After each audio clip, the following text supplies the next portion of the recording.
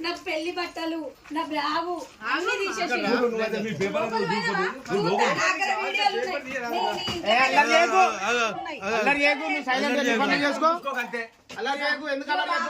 ఇవన్నీ ఇంట్లో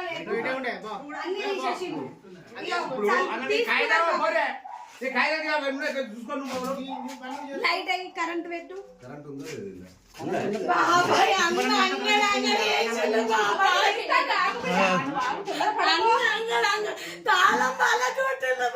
పేపర్లేవి పేపర్లేవి మీద